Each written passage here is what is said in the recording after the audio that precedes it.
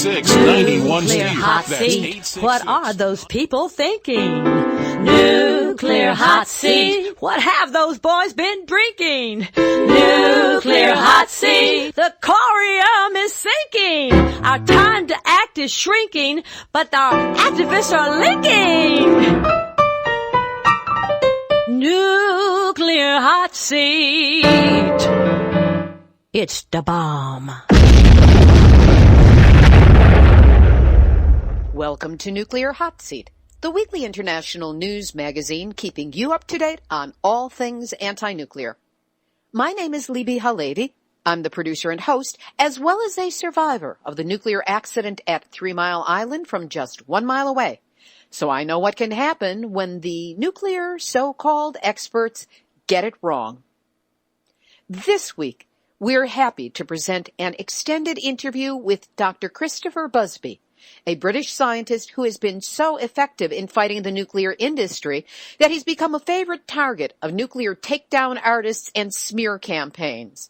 Hear why the pro-nukers fear him so much as he shares insights, history, science, and strategies.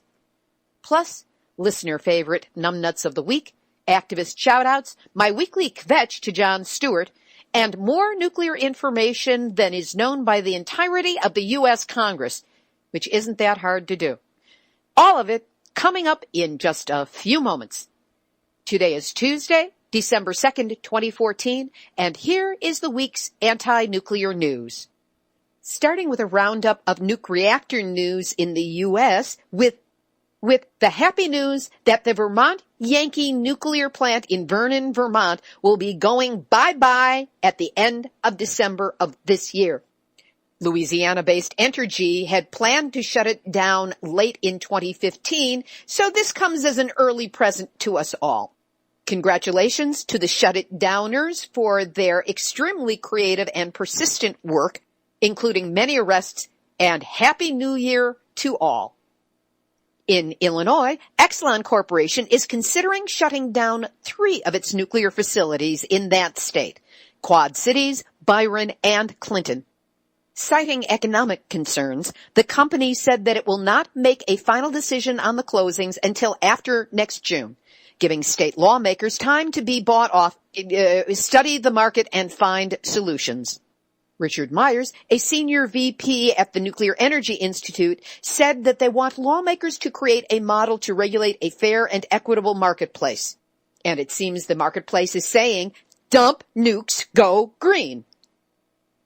A group of citizens living near the Oyster Creek nuclear power plant in Lacey Township, New Jersey, has joined a national radiation monitoring network and recorded spikes in radiological releases on 2 separate occasions, during an unplanned hot shutdown in July and after the plant went back online during an annual refueling in October. As we know from the interview with Dr. Ian Fairley on Nuclear Hot Seat number 165, radiation always spikes during refueling when fuel rods are removed from the reactor core. The Lacey citizens are putting pressure on the Nuclear Regulatory Commission to establish independent monitoring of radiological releases from nuclear power facilities, saying this information should be released in real time and easily accessible to the public. Hear, hear. Florida Light and Power is dealing with a passel of problems. One of 2 reactors at South Florida's ailing and failing Turkey Point Nuclear Power Station, only 41 miles south of Miami, was taken offline on Sunday, November 30th due to a steam leak. The reactor is a nuclear antique, so primitively designed that it uses a 168-mile network of open-air canals to cool its ancient reactors, which were built in 1972. And on January 9th of this year, Florida Power and Light's St. Lucie Nuclear Power Plant, which is only 55 miles north of West Palm Beach, was hit with a freak rainstorm, and 50,000 gallons of water flooded the plant's number 1 reactor building.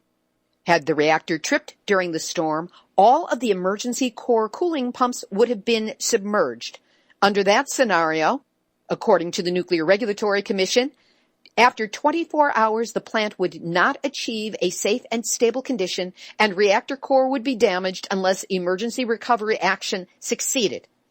As a result, the NRC notified Florida Power and Light on November 19 that it would be subject to increased safety inspections because of the violations. Oh, slap me on the wrist. It feels so good. St. Lucie could have gone Fukushima, and all the NRC is doing is saying, we're going to watch you more closely, young lady. And now, Nuclear hot seat, nuclear hot seat, nuclear hot seat, none that's out of the week.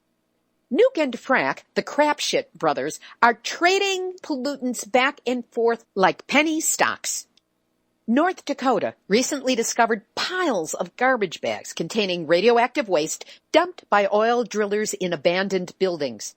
Now, the state is trying to catch up with this naughty oil industry that produces an estimated 27 tons of radioactive debris from wells every day. Existing fines have apparently not been enough to deter contractors from dumping radioactive oil filters. Note to North Dakota, make the fines bigger. And the state is in the process of drafting rules that require oil companies to properly store the waste in leak-proof containers. Yeah, like that worked really well for Los Alamos at the WIPP site in Carlsbad, New Mexico, where one container went boom and created not only a 1,600-degree fire, but the probable permanent closure of the country's only underground repository for nuclear waste. Meanwhile, up in Saskatchewan in northern Canada, the government and the nuclear industry plan to build a small, cute, teensy-weensy, isn't it adorable, nuclear reactor to power extraction of oil from the Alberta tar sands. In other words, to power fracking. Two of the world's worst polluting technologies in unholy alliance with each other, having their own little closed party of a fuel cycle. And that's why, Nukes and Fracks, you are this week's Nuclear Hot Seat, none that's out of the week. A truly upsetting story out of the 3 counties that surround the Hanford site in southeastern Washington. The rates of anencephaly, which is a neural tube disorder that always proves fatal to infants, has reached as high as 20.8 cases per 10,000 births in Yakima County. This is 2,860% of the U.S. national rate. So-called health experts insist that Hanford, which had 8 plutonium production reactors dumping a daily average of 50,000 curies of radioactive material into the Columbia during World War II, had nothing to do with it.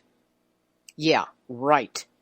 Keeping on the health impact theme, in Japan, tachyarrhythmia cases, which are abnormal heart rhythms, have increased approximately 8 times as much as in 2010 at Sendai Kusei Hospital. In 2010, the hospital had only 211 medical treatments, the 34th most results in Japan. In 2011, it reached 581, and as of 2012, the most recent year, there were 1,637 cases, the largest number in Japan. Officials, of course, say that this has nothing to do with radiation from Fukushima. A facility to incinerate radioactive debris and other waste is ready to open in Kawauchi, Fukushima Prefecture. This was previously reported on by Beverly Finlay Kaneko in Nuclear Hot Seat number 178 as part of Voices from Japan. The facility is designed to burn 7 tons of waste per day, quote, while removing radioactive cesium, end quote. Removing it by putting it into the air as smoke and ash. Ministry officials plan to put the facility into full operation in early January. In Tokyo, Keith Baverstock, former head of the Radiation Protection Program at the World Health Organization's Regional Office for Europe, has slammed the United Nations UNSCEAR report on Fukushima radiation as not qualified to be called scientific. This report said basically that Fukushima radiation was no big deal and would result in no cancer cases.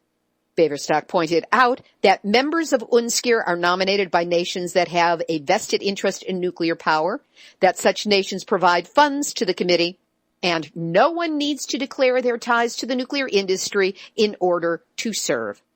We'll have our featured interview in just a moment, but first, Nuclear Hot Seat needs your help. There are monthly expenses connected with this show, and it's often a challenge for me to meet them. I don't want to have to cut back or, heaven forbid, suspend production. So your support will help me continue to help you understand the nuclear issue with as much humor, sass, and accuracy as I can manage. So if Nuclear Hot Seat makes you think, laugh, gives you a feeling that you're part of a community of activists fighting nukes around the world, which you are, help us keep doing it. Go to nuclearhotseat.com, scroll down on the home page, and click on the red donate button or on the linked wording next to it to get to the PayPal site. Whatever you can do to help, it is greatly appreciated. This week for the interview, we feature Dr. Chris Busby. He of the YouTube videos, jaunty berets, and deceptively shambling manner, who has been a brilliant, reliable source on nuclear dangers since long before Fukushima began. As you'll hear in the interview, he is a scientist, activist, and has a long history of going up against the nuclear Goliaths and Daviding them down to size. Dr. Busby is the scientific secretary of the European Committee on Radiation Risk, and for a long time was the spokesman on science and technology for the Green Party of England and Wales. We spoke last week via Skype. Dr. Christopher Busby, welcome to Nuclear Hot Seat. Yes, hello, Libby, hello. First of all, for those people who perhaps aren't fully familiar with you and your work, give us a sense of your training and background. I got a first degree in chemistry from the University of London, and then I worked at the Wellcome Research Laboratories in Beckenham on the physical chemistry of molecular interactions at the cell level, aimed at looking at how drugs work, really. And this is something I'm still interested in fact. And then I did a PhD at Queen Mary College London on this sort of issue, spectroscopic methods for investigating molecular interactions at the cell level. But I didn't like it very much, it wasn't going anywhere, so I went back to Wellcome, and I worked there for a while, and then I just got fed up with the whole business, and I then went away and sailed off in my boat for a bit. Then I went back and did another PhD, which I finished at the University of Kent, on similar sort of things. The spectroscopy it is, really. Because this is how we know what's going on right down at the teeny-weeny level. You can actually see these things in terms of their interactions by using various forms of light and electromagnetic energy. So it's real, it's not speculative. You can actually figure out what's going on. So then I worked for a while as a postdoc on fuel cells. And then I went back to the boat, moved to Wales, and then the Chernobyl rainfall fell on my head, and I decided that I ought to start investigating the health effects of radiation. That was in about 1987, 88. Everyone was saying, oh, well, it's perfectly safe, this rainfall can't hurt anybody because the dose is too low. And at the same time, we had the Sellafield inquiry into, there was a court case there about children who had leukemia around Sellafield, and they were saying, oh, well, it couldn't be a problem because the dose is too low and so forth. So I decided to take it on. And at that time, it was just because I'm very interested in all sorts of things. And at that time, it was just one of those things I was interested in. But then it sort of sucked me in like a kind of quagmire, and I sort of walked into the swamp, and I've never really been able to emerge. And we're much better informed because of it. What were you discovering, and how did you formulate it in the time after Chernobyl when you started doing this research? Well, I'm an empiricist, I believe in data. I'm not really with these people who speculate too much. I think you have to base everything that you do on numbers and on data. And so I looked after Chernobyl at the data and saw the sorts of things that were happening, the stuff that was coming out of Chernobyl and so forth. And I had already got interested in this area of internal radiation and health because I was concerned about being blown up by some atomic war. And that's partly why I took my family to Wales, because it was far away from anything. We were in the mountains. We thought if there was a nuclear war and we were going to survive, that would be one place where it would be most likely we could. So I knew a bit about it. that was around about the time my eldest daughter was off to Cambridge, so she could get me all the scientific papers and so on. So although I was sitting up a mountain, I had quite good access to information.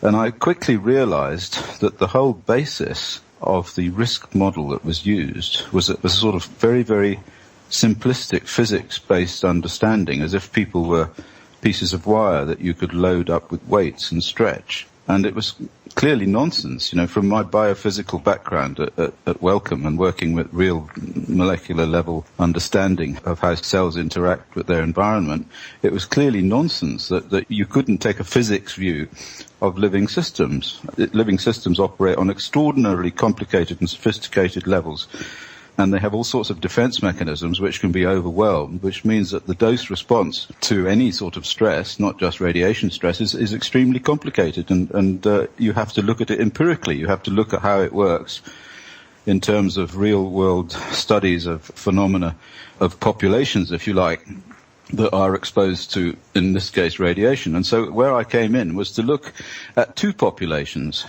which were the population of Wales, which is a very rainy country, small little rainy country where I lived, where there's a lot of fallout from the atmospheric nuclear weapons testing in the 60s.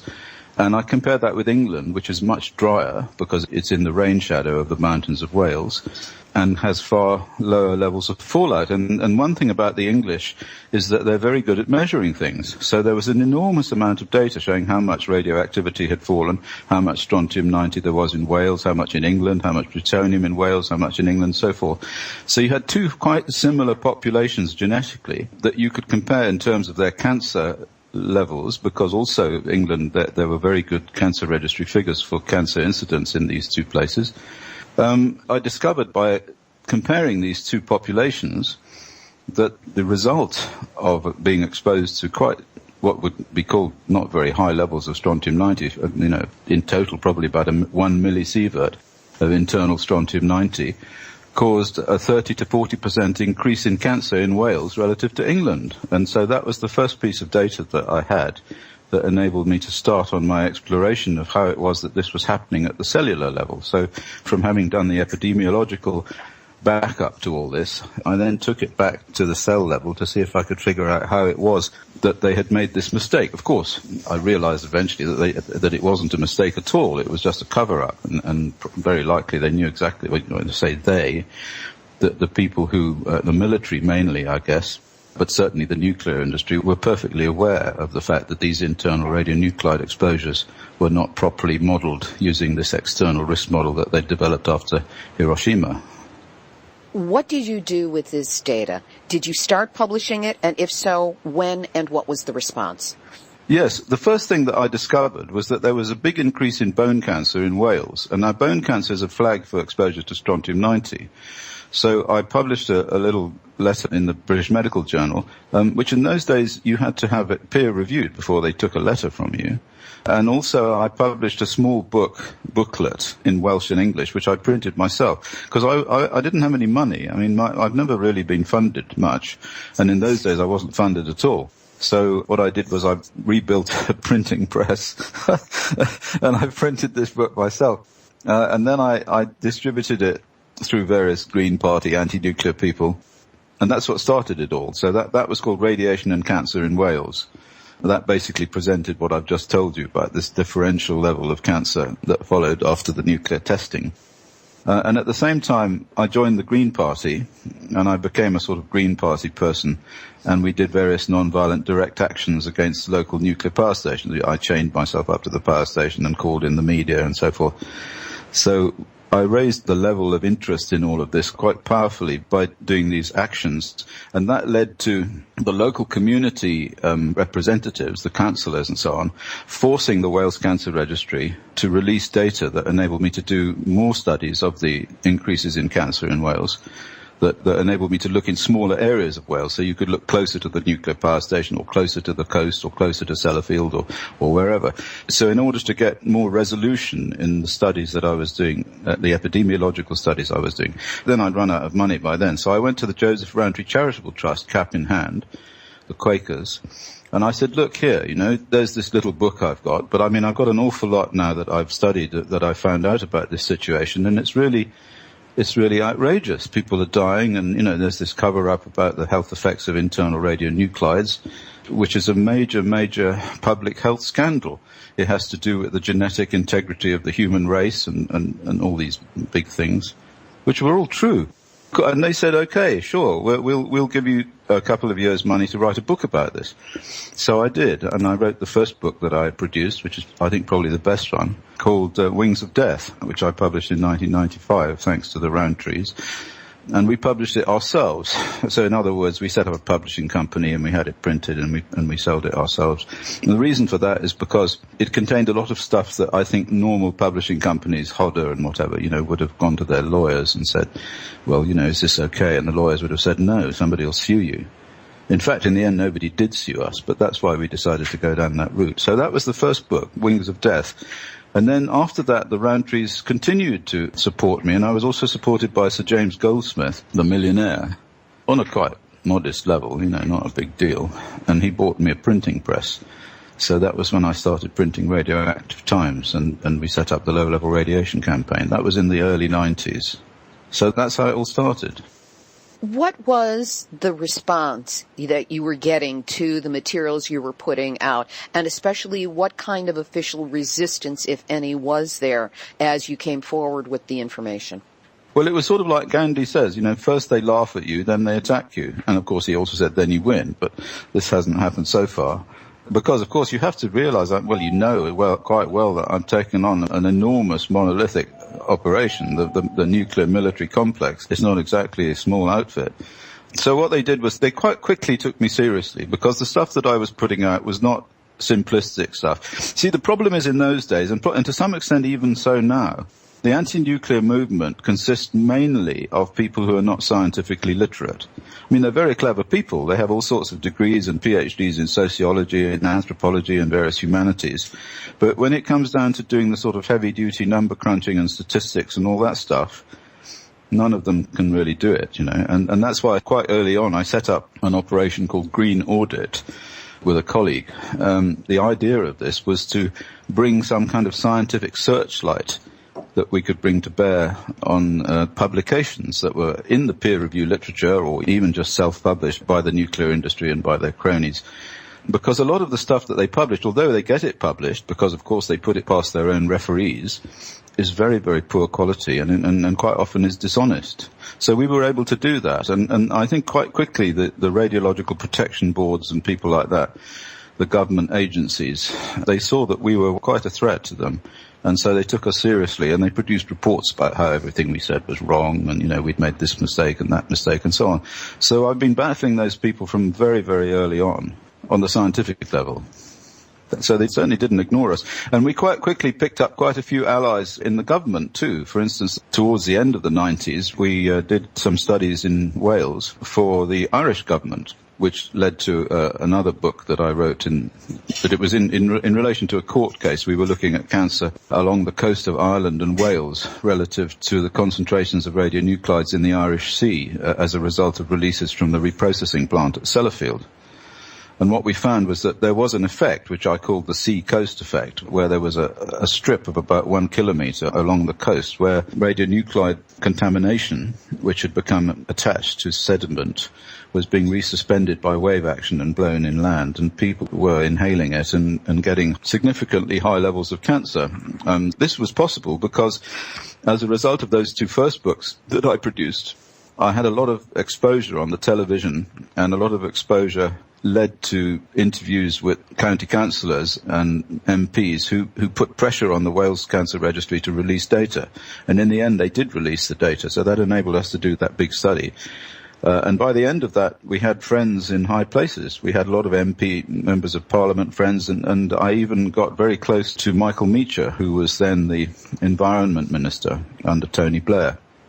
And the other thing we did was we stopped the transposition of the Euratom, the 1996 Euratom Basic Safety Standards Directive, which at that time allowed people to dilute nuclear waste into consumer goods. I know it's hard to imagine, isn't it? But we did a lot of television programs on that, and we got this stuff out. And see, if we hadn't done it, nobody would have, because nobody knew this was happening. It was some arcane law that was passed in the European in the European Commission. And if the European Greens hadn't brought that to my attention, and a few other people like Rosalie Bertell and Alice Stewart, who was still around then, and the three of us went off to Brussels and found out about all of this stuff, and then we gave them a bad time, and we set up a new organisation. Because I see all this stuff politically. I have a kind of political view of it all. I mean, as a result of my Green Party operations and so forth, I don't see this as primarily as arguments about science. The science is straightforward. And there's enough science out there. We've sort of won the scientific argument. The problem is, then what? It's like philosophers have interpreted the world. The point is to change it. And so we thought that rather than fighting these people head on, because as I said, we were being attacked by the National Radiological Protection Board and by the French nuclear industry, and all these people were having a go. In fact, I had a dream. I'll tell you about this dream. This is what started it all off. I had this dream in which there was this high wire fence, and there was a gate in the fence, and all the clever people were trying to pick the lock on the gate in the fence to go through, because we had to get through because there was freedom on the other side or whatever. I don't know. You know what dreams are like. And then I sort of stood back at it all, and I looked to see, and actually it was just a fence in a field, and you could just walk around it. So I thought about this. I woke up and I thought, well, look, instead of trying to fight these people all the time, we should just make our own institute. So that's what I did. I talked to Alice and Rosalie Bertell and a few other people, Alexei Yablokov and so forth, a lot of those Soviet people, ex-Soviet, and they said, yeah, sure. So we set up the European Committee on Radiation Risk under the sort of umbrella of the Greens in the European Parliament. And we thought, well, we won't bother with their risk model and fighting it and trying to tamper with it and argue with it and all this stuff, which is enormously painful and boring and tedious and goes on forever, and you never win it. Because they've got the power, of course, you see. I mean, it's like trying to stand in front of a steamroller. It's much cleverer just to walk around the steamroller and then build your own steamroller and then just go on the other way, you see. So that's what we did. And it was absolutely fantastically successful. It was extraordinarily successful. Tell us about one of these successes. The success in terms of the European Committee on Radiation Risk thing is that it was immediately of interest to all the people who were concerned about radiation. And it also enabled me to do an awful lot of court cases and win them. So around about 2000 or so, I started to get interested in this European Committee on Radiation Risk model from people from lawyers, mainly in America, who were taking court cases in which people had been contaminated with radionuclides of various types and had developed cancer and sometimes had died of cancer, and so it was their kin who were taking the case. And of course, in the United States, it's a big thing, this sort of tort cases. It's not like England. They make huge amounts of money, so they go after some big company and they say, look, this chap worked for you and he was contaminated with this and that, and then he got cancer, and we're going to sue you for $100 million, you see. I mean, that kind of thing happens. So I got picked up by a number of these different attorneys and started to win cases for them using the European ECRR model, which we developed and I edited and finished in 2003. And that's available on the internet. We made it a free download so anybody can get it, and it's now been translated into Russian and Czechoslovakian and Japanese and Spanish and French. So it's quite a major document. It has a different risk model. It explains how you can calculate how many cancers you're going to get as a consequence of whatever exposure. So you can put in the exposure and it drops out the cancers. Just like the conventional model, just like the ICRP model, but it works slightly differently. The difference is it gives the right answer. So first of all, we got a lot of success in the courts. We won lots and lots of cases, because if you get this stuff in front of a jury, you can persuade them quite quickly that the conventional risk model is complete nonsense and cover-up, and people are dying as a result of it. And they say, yeah, okay, and then you win the case, you see. So that was one area where we were winning, where it was successful. And the other area was where very good one, is in 2004, this young Swedish scientist, doctor, epidemiologist called Martin Tondell, published the results of his PhD thesis, which involves looking at the effects of the contamination from Chernobyl on northern Sweden.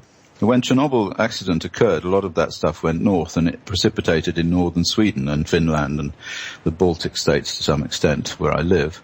And Tondell looked at the small areas of northern Sweden, and very simplified, what he did is he just correlated the levels of cancer in the small areas with the levels of contamination to cesium. So there's like a straight line. And what he showed was that there was an 11% increase in cancer in northern Sweden for every 100 kilobecquerels of cesium-137 on the ground. And it was statistically significant, so on. Of course he was immediately attacked and so forth. But the powerful thing for us was that when we calculated the ECRR model for the same situation, we got the same answer. And we published that in 2003, you see. So it was like somebody coming along and doing a study which vindicated the analysis that we had previously developed and published. So it's a bit like Einstein and Eddington's measurement of the transit of Venus and all those things. So, you know, it was like proof that we were on the right track. So that was also quite a success. You have been used as an expert witness now in a number of court cases, and significantly now you're involved with individual UK nuclear test veteran pension cases where individuals are suing for compensation for exposure to radiation while in the military. This has been a journey you've been on since the mid-2000s. Tell us what's been happening on that and where it stands now. Well, for a long time we were winning those, or I was winning those cases. I'm not actually allowed to say I was winning the cases because as an expert witness you're supposed to be neutral. And this has resulted in maybe 5 or 6 cases won.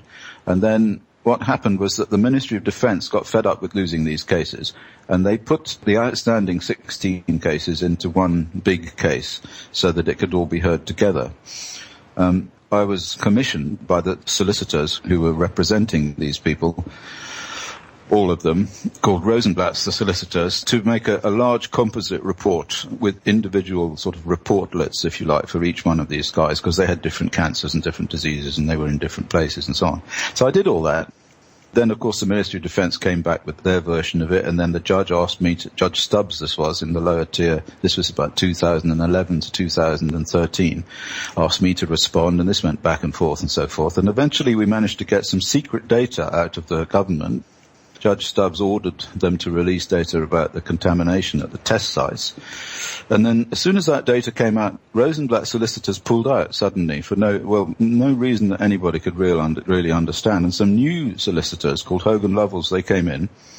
The new solicitors who came in, they were hired by the 16 families or the 16 individuals who were represented? Well, not really, no. No, not really. What happened was that they just said they would take over from Rosenblatt's. In fact, it turned out at the end that most of the veterans, I mean, a couple of them were even dead, ones that had died over this period. They'd commissioned me to write reports for them. Dawn Pritchard was one of them. And then she died because, of course, they're all getting old, these people. I mean, it all happened a long time ago. And the MOD is just stretching it out.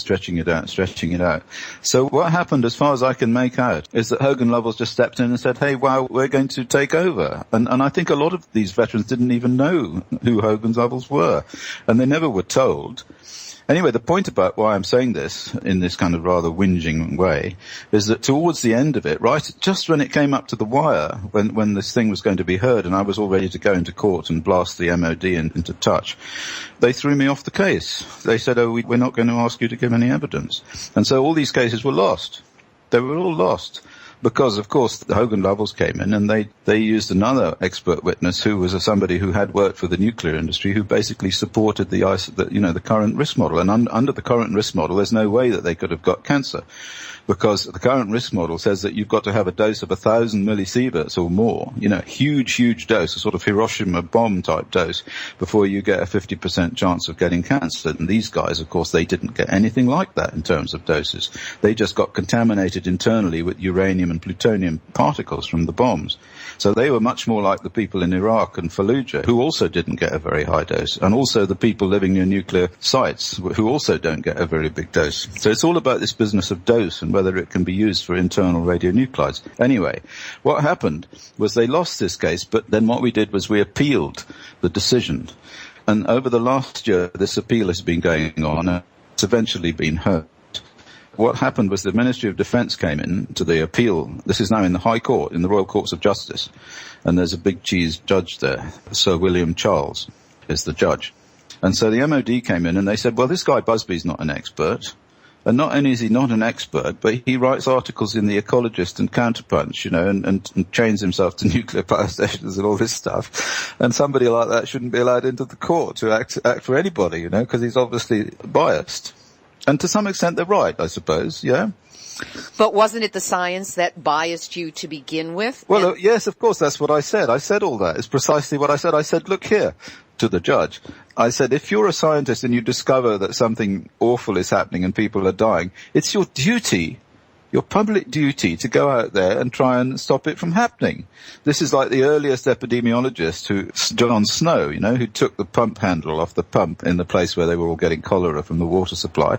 But you can also talk about Linus Pauling and Albert Einstein and Joseph Rotblat, and there's a huge list of people, Andrei Sakharov, who have been, if you like, activists, because their science, you know, made them think that what was going on was very wrong, and they should try and stop it. So I was just one of those people. But anyway, for whatever reason, so he's now made the decision that I can't be an expert witness, which is a bit sad. But on the other hand, he did say that I could be a representative. When you say representative, what does that mean? I mean, effectively the lawyer. You see. Now, I've done enough court cases as expert witness to know how lawyers work. And I'm quite quick on my feet, you know, so I can now cross-examine the Ministry of Defence experts and all this stuff, you know, so they're going to wish they hadn't done this.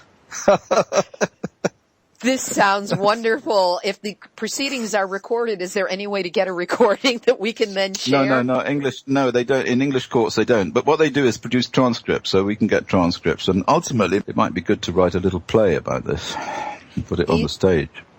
When is your opportunity to play Perry Mason in the court and cross-examine the Ministry of Defense going to take place? What's the schedule? The schedule we don't know until Monday. That's like this coming Monday is the directions hearing for the schedule. And what's happened is that Hogan Lovells have come in with a presentation which they're asking the judge to not allow any new evidence in. So if they do that, then it will be quite difficult to cross-examine anybody, because there won't be anybody coming in that I can cross-examine. This is like a chess game, you know. So they know exactly what's coming up with me wheeling myself in as Perry Mason, and that's the last thing they want. So they're asking the judge to not permit that to happen in a sort of oblique way. But I think he'll say no. I think he'll pass it on, in which case it will happen next year, as long as the Ministry of Defence don't win an appeal to stop it happening, because that's what they'll do. They will appeal against the decision to the Court of Appeal. So this is going to go up and up and up and up till it gets to the Supreme Court. But meantime, you know, I'll have a lot of fun talking to people like you and generally pointing out, you know, the absurdity of it all. We had a report a few weeks ago by Sean McGee where he talked about some of the interference that you have been experiencing with your finances. Have there been attempts to harass you or take you off your game? And what has that consisted of? Well, the worst thing that's happened to me was an attack that was orchestrated against me in 2011 by a reporter for the British Guardian newspaper, name of George Monbiot. He wrote a scurrilous and gratuitously offensive attack on me in a major newspaper, and then he followed it up with various things on his blog. And he has quite a high profile as a greenie, as a green person. And a lot of the stuff he does is okay. I don't have a problem with it. And I sort of know George from way back from Green Party days. But he really laid into me. And as a result of that, I think almost certainly all my funding from the various charities, which at that time, you know, is not huge, but it kept me going, just stopped. Totally stopped, and everybody sheared off. And in fact, the Green Party, at that time I was the shadow minister for science and technology of the Green Party, the spokesman on science and technology, and they distanced themselves from me very quickly too. That's taken me away from a large amount of support that I have in terms of financial, well, in terms of money really. And so I've had to sell my house as a consequence of that and move to Latvia, where I sort of live in the woods with my girlfriend, which I don't really mind, you know. I mean, it's okay. But that did happen, and that has had a significant effect on the financial end of things, yeah. And as far as the other thing, the Sean McGee end of things, which is like, you know, people blocking your emails and all that stuff, that's been happening, yes. That happens a lot. In fact, very recently too, because I've recently written some interesting stuff which I discovered with secret documents about the uranium isotope U-234. Tell us what you've discovered.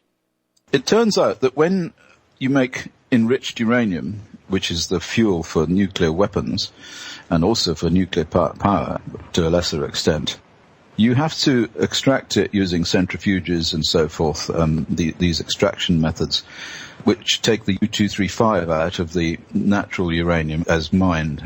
But there is another isotope which nobody really talks about or knows about, which is U-234. And that's even lighter because these centrifuge methods rely upon the lightness, the difference in the mass to separate these things. And the U-235 is the one that is fissile and explodes. But when they take the U-235 out, they take also out the U-234. So any U-235 that you have, any enriched uranium that you have for a bomb, contains U-234 as well. But the amount of U-234 it contains is enormously high in terms of its activity, because U-234 has a shorter half-life than the other uranium isotopes.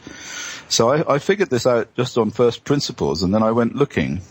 And what I found was a secret document, or a restricted document from 1953, which was minutes of a meeting with Carl Z. Morgan, who used to be on the ICRP Committee 2 in 1952.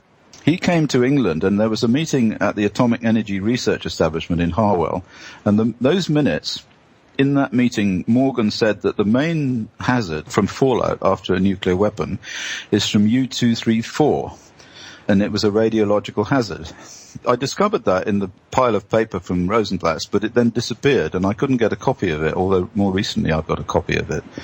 So I wrote an article about this in The Ecologist, and then that went out this recently, a few weeks ago, and that was picked up by Counterpunch and put out. And since then, I have received another secret document which says secret atomic from some guy in Australia who had it, and God knows how he got it. And it actually lists the concentrations of the different uranium isotopes that there are in enriched uranium. And it shows that there's an enormous amount of U-234. And it was probably U-234 that caused most of the problems for the nuclear test veterans, but nobody measured it, you see. There are no measurements of it. There's no sign of it anywhere. And mainly in the United States, where they have a number of very big studies that have been done on the Marshall Islands, for example, and on nuclear veterans in the United States who are suing the government for compensation for cancer and so forth. There's a standard method for calculating their dose, and it doesn't contain any mention of U-234. So this is a serious cover-up. U-234 is a major, major item, and in the United States, the National Academy of Sciences, or whoever it is that deals with this, should go back to all the calculations that they've made about the exposure of the test veterans and the Marshall Islanders and do them all over again on the basis that this U-234 isotope is a major hazard. So that's like a scoop, really. That is. But since then, which is where we came in, I've had a lot of my communications relating to this blocked. And I know this is the case because I've phoned people up, say, send me something and say on it, put the word radiation, put the word uranium, and see if it gets in. It doesn't get through. So there's selective blocking of my emails, for sure. It seems to have got a bit better now, but over the last 3 weeks, it's been really bad. I've had to phone people up in order to make sure that they get, then I've had to use other emails and set up different emails and all this nonsense. You were talking about nuclear veterans or veterans in the United States who've dealt with nuclear issues. What, if any, contact have you had with the attorneys who are representing the sailors of the USS Ronald Reagan and the other military personnel who were exposed to the radiation plume Fukushima in the first days after the disaster began there in 2011? I haven't had any contact from those people at all, but actually it would be good if they did contact me, because I'm pretty sure that their case is, like all the cases that I do, is critically dependent upon arguing in relation to the radiation risk model. You see, because those people in the USS Reagan and the other people who are suing the government over contamination, they'll get into court, and the government agencies will just come straight in there and say the dose wasn't high enough for them to have got any cancers or any illnesses at all. So it doesn't matter if they've got cancer. They will say, hey, I was exposed to this radiation. I've got cancer. You've got a duty of care. You have to pay me some money. And the government will say, no, we don't, because the threshold in the United States court, you have to have a 50% probability that the cancer was caused by the exposure. And then they'll just go to the ICRP risk model, the conventional model, which is the conventional model in the United States also, National Academy of Sciences model. And they say, well, the doses were only this and that and the other. And on that basis, there's no possibility of you having cancer. Thank you very much. Good night. So the only way you can win that case is by going in there and saying, well, I'm sorry, but for internal radionuclides, here's the evidence that the radiation risk model that you are using is invalid. And there's enough of that. You will have the email and phone number of all of those attorneys, and they will have your contact information within 1 hour of me getting off this call. If they want to get in touch with me, I'm not going to get in touch with them. I've got enough things. But if they want to get in touch with me, I'm quite happy to advise them, just on a sort of two-liner level, that more or less along the lines that I've just told you. Because I've done enough court cases now to know exactly what the issues are. And the main issue is that if the dose isn't high enough for your stuff, you don't win. And the only way to deal with that is to say, well, what does it mean, dose? What does it mean, dose? And, how is it that you can use dose to regulate the consequences of exposure to some isotope that binds to DNA? Since we already know that its DNA is the target for all of these radiation effects. And here you have something that's like a sort of cruise missile that you send into the body, and it goes for the DNA. Uranium, it binds to the DNA. Strontium binds to the DNA. And when it goes off pop, that's it. It's right on the target. It's not somewhere else in some other cell or in the bone or in the cytoplasm, somewhere where it's going to have no effect whatever. It's right on top of the target. And of course, the ICRP model doesn't account for that at all. In fact, it was developed before the discovery of DNA, and it's still much the same stupid model that it was originally.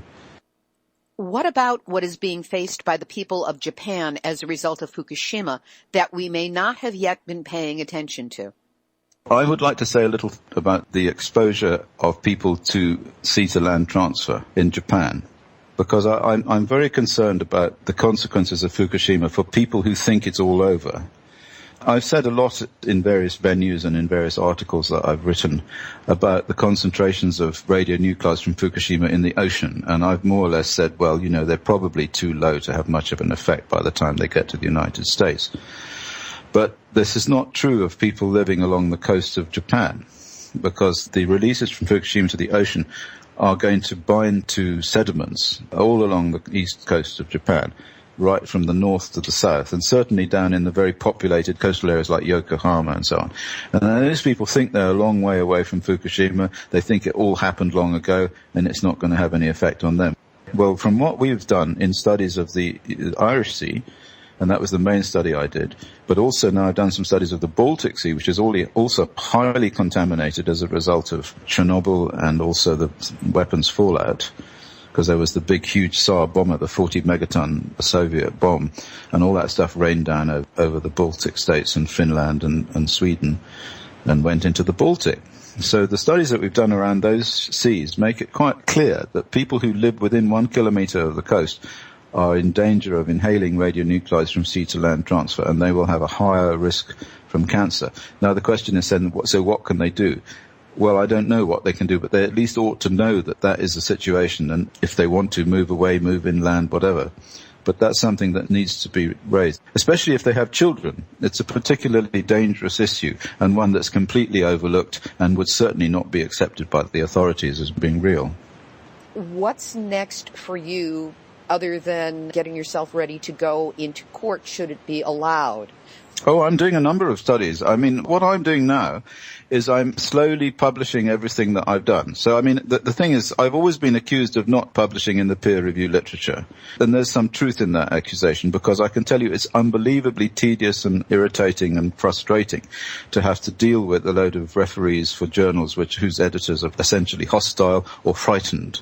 So this area of publication in peer review is dominated by these sorts of psychological problems of frightened editors and hostile reviewers and so forth. But this is getting a lot easier, because what's happened in the last few years is the internet has enabled people to make money out of setting up journals. And so there are a number of journals now where it is easier to get publications in. And so all of the work that I've done since about 1992 is probably about 20 major studies, including studies of breast cancer near nuclear power stations, epidemiological studies of of all sorts of populations that show what it is that I'm saying about radionuclide internal exposure is right. All of that stuff, all of my work on uranium and photoelectron enhancement and so forth, which is another new thing, all of that stuff is going to go into the peer review literature. And the one I'm working on at the moment, which is the most entertaining one for me, follows on from Ernest Sternglass's work. And I put it in my first book, Wings of Death. It is the increase in congenital malformations from heart defects amongst children who were born at the peak of the nuclear testing. I've got the data for that from the Registrar General, and it's just a question of doing Poisson regression on it and writing a paper, and it will show that the fallout from the nuclear testing caused a massive increase in deaths from congenital malformations from heart defects, just as it does in Fallujah, and probably for the same reason. Where are your papers going to be published? Is that going to be greenaudit.org? We'll put the links up on Green Audit, but the papers are going to be published in lots of different journals. And the reason for that is as soon as I publish in one journal, the nukes get onto that journal and start attacking it. So then I have to move on to another journal. In the Fallujah paper, they got onto the journal to attack it even before I'd sent the paper to the journal. So they obviously got into my computer and knew the paper and read it and everything, you see. I don't really mind this. I quite enjoy them doing all this stuff. I don't see any point in trying to stop them doing it. The most important of all of the papers that I've published recently is one that is published as a book chapter in a book called New Directions in DNA Repair. It was published by InTech Open. And that was published in 2012, I think. It's up on the internet, and it's had an enormous number of downloads, because basically what it does is it just lays out my whole thesis about the health effects from internal radionuclides in one place. And I think that will make quite a big impact on this area of science. But for those who didn't know about this, that's the one, the InTech Open chapter. And that was blocked for a long time. They were going to publish it in October or November 2012. And then I had a court case in New Orleans in which I was using that chapter as a piece of evidence that this internal radionuclide situation was what it was. And so it got blocked. But eventually, thank goodness, they published it in 2013. And so that's had a lot of effect on people, I think. I think that's going to be the last straw for the nuclear regulators. I hope so, anyway. As long as they pay attention to it. Anything you haven't had an opportunity to say that you would like to share at this time? The one message that I give to you and to anyone listening is that the mistake that everybody makes is to talk about low-level radiation. Because low-level radiation is not harmful. It's not low-level radiation that's the problem. It's internal radiation that's the problem. So, for instance, if you get a low-level radiation from flying an aeroplane to, I don't know, South America or something like that because of cosmic rays, that's not going to harm you because that's equivalently distributed over your whole body, and the dose at the DNA is very small. But from internal radiation, which is also low-level radiation, the dose at the DNA is very high. And the reason that the internal radiation is low-level radiation is because they dilute that energy into the whole body, and this is the trick. So it's very important for the lawyers to understand this when they're doing this case, because if we start saying that low-level radiation is dangerous, we immediately put ourselves in a very easy position to be attacked, to be brought down. And they start talking about bananas and all this nonsense, You have to talk about specific internal radionuclide exposures. And then you say that the way in which they assess these and make that into low-level radiation is wrong. That's where the error is. And if you take that into court, you win it. I've done it many, many times. Once we get to the jury and we make this simple point that internal radiation is dangerous under circumstances where it's like particles, where you get a big dose in one place, or if it's like something that, like uranium that binds to the DNA, where you get a big dose on the DNA, or a few other situations like that. And they're all in the ECRR book, the ECRR risk model. They're all explained, and we put weightings on the dose for those situations. Then you get the right answer and you win the court case. But if you start just saying, oh, well, it's low-level radiation, then you're immediately in trouble. You put yourself in a place where it's quite easy to take you down. Dr. Busby, anything that you have that you think is important to bring to attention, please send me an email. We can do a quick interview at any time. Okay, good. Okay. Because I think this is how we're going to win. With people like you, this is how we're going to win. This is not a question of doing this through the scientific or political agency route. It's only through people like you and through the internet and through this sort of approach that we're going to defeat these people and save millions. Dr. Chris Busby. His website is greenaudit.org.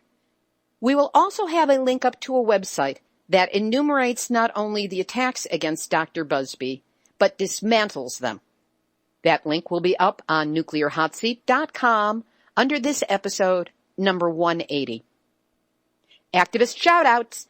Thanks to Sean McGee, a.k.a. Sean Arclight on Facebook, for his help in setting up this week's interview with Dr. Busby. Erica Gray of NEARS always keeps us up to date on the week's nuclear accidents and the NRC's handling or mishandling of them. Lots of yucks there. And huzzah to Donna Gilmore of San Onofre Safety, who presented information on dry cask storage and high burn-up fuel to the Nuclear Regulatory Commission because she, a retired corporate executive with no technical background, who also lives within shouting distance of San Onofre, she had discovered that high burn-up fuel, such as was used at Sano, creates problems for long-term dry cask storage that the NRC hadn't a clue about. Don't that make you feel all warm and fuzzy about nuclear? We'll have the embed of Donna's 16-minute presentation to the NRC up on our website, nuclearhotseat.com, so that you can see for yourself what a citizen activist can do. John Stewart. Busby, all I want for Hanukkah is a shot at writing nuclear material for your show. So let's do this thing already, okay? And here's today's final thought. It's a memo to the members of the media who listen to Nuclear Hot Seat. And yes, I know you are out there. No matter where you live, no matter what your beat, there is a hot nuclear story just screaming for you to cover it. Environment, energy, medicine, business, those are easy topics. How about sports? How do young amateur athletes feel about putting their health on the line in order to compete in the 2020 Tokyo Olympics? Food news? What about radiation levels in food and the impact and dangers of internal contamination on our health? Even if you deal with traffic issues, what would happen if everyone within, let's say not a 50 but a 10-mile radius of your local nuclear reactor tried to get out of Dodge in an emergency? Like, an accident at the nuclear reactor. Run it as a computer simulation and write it up and get it out. See, there are plenty of nuclear angles to go around. And plenty of Pulitzers, too. But alas, I've recently learned that Nuclear Hot Seat is not eligible for Pulitzer consideration because it's a podcast.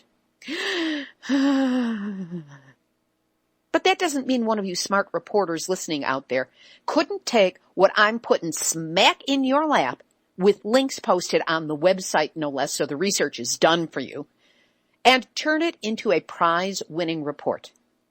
Be the first on your block to break the nuclear story wide open. The lives you save may be your own, your family's, and your genetic downlines. This has been Nuclear Hot Seat for Tuesday, December 2nd, 2014. Material for this week's program has been researched and compiled from ENEnews.com, MyChamplainValley.com, QConline.com, Grandmothers, Mothers, and Moms for Safe Energy, GreenMediaInfo.com, EENews.net, SFChronicle.com, Crisis Without End, Physicians for Social Responsibilities, the CDC, Washington Anencephaly Investigation, TriCityHerald.com, U.S. Fish and Wildlife Service, ThinkProgress.org, Avaz.org, The Whip Trail, Santa Fe, New Mexican, LA Times, Asahi Shimbun, FukushimaDiary.com, and our friend Iori Mochizuki, NuclearNews.net, CBSNews.com, and the wildly popular Nuclear Hot Seat Facebook community, which you are all invited to join. Theme music written by me, sung by Marilee Weber. Nuclear Hot Seat is syndicated by UCY.TV and is also available on airprogressive.com. Our archive is available on iTunes. You can also subscribe under podcasts, or just check us out on the website, nuclearhotseat.com. The website still looks a bit funky from our ill-advised update to the theme, but we should be back for what passes as normal soon. Our YouTube channel carries the show courtesy the unflagging support of Joni Ray. Nuclear Hot Seat is the activist voice on nuclear issues. So if you, yes you, have a story lead, a hot tip, or a suggestion of someone to interview, send an email to info@nuclearhotseat.com. We are copyright 2014, Libbe HaLevy and Hardestry Communications. All rights reserved, but fair use allowed if you are a not-for-profit group, blog, or website. You have my permission to reuse as long as proper attribution is provided.